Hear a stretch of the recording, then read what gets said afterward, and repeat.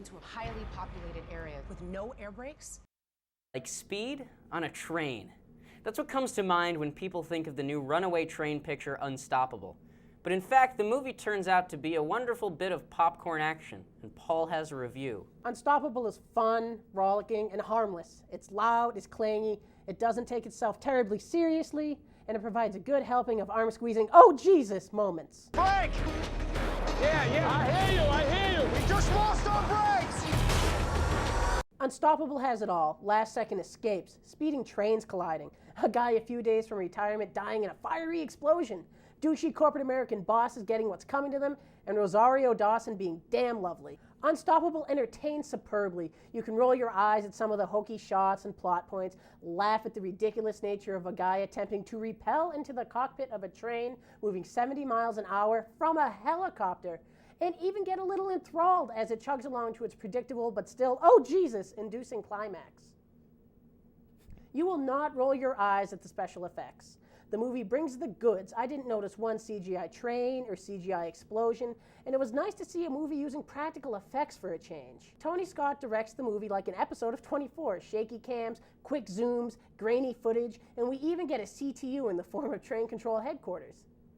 The movie I'm reminded of when watching this movie is, yes, Speed, not because of plots or themes or a similar chaotic nature. Oh, Jesus. But instead because that's the last real film that was like this. Stopping the thing you can't stop makes for a wonderful, exhilarating cinema, and the genre has died in favor of disaster on a global scale. Unstoppable brings it back. It's about time. See it, pay for it, it's worth the price of admission. Ross, what did you think of Unstoppable? It was fun, you know? It was, I think that's one thing that really they forget to mention about movies like Speed or any of the disaster movies really. Are these movies gonna age well? No, but were they a lot of fun to watch in theaters when they came out? Yeah. I'm not saying you should, buy Unstoppable on DVD. I'm saying if you rent it, you're gonna have a good time. If you go to see it with some of your guy friends, just like, hey, dude, you wanna go see Unstoppable? You're gonna have a great time.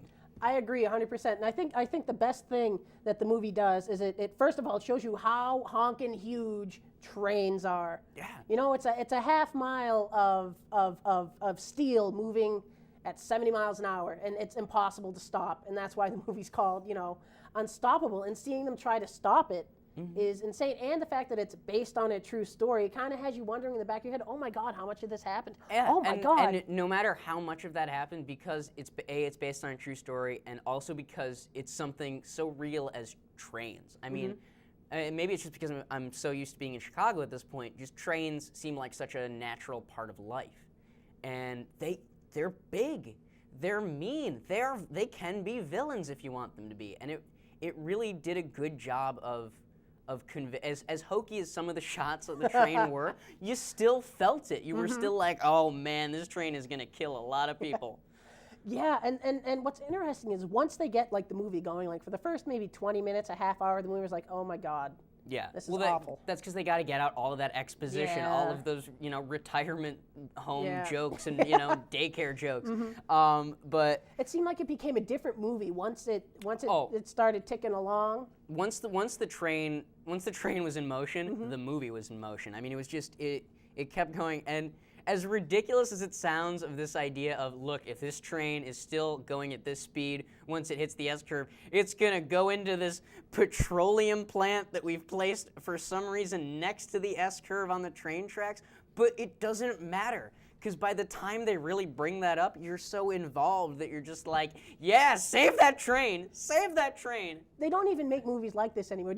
Have you ever seen any of the 70s disaster movies? Yes. Earthquake, Airport 74, all that, and it seems like they're bringing that back, finally. Absolutely, it was like Airport or like High and the Mighty. Yeah, exactly. Really, just really one of those hokey, old school movies, like when this movie comes on like HBO or Cinemax in a year or whatever, if I happen to flip by the channel and this movie is starting, I'm gonna watch it from beginning to end, okay? I don't care if I have to get to a doctor's appointment. Unstoppable is on. Absolutely, and you cannot stop watching, you cannot not stop on watching Unstoppable. Exactly. That was a lot of stops. Stop. But you shouldn't stop when watching it. Stop. Stop right now. Stop. Okay. So yeah, definitely see Unstoppable. It's awesome. It's still in theaters. You should see it. Try and see it on a Friday or a Saturday when you have an audience, so you can hear the whole in the breath come out of everyone in the audience.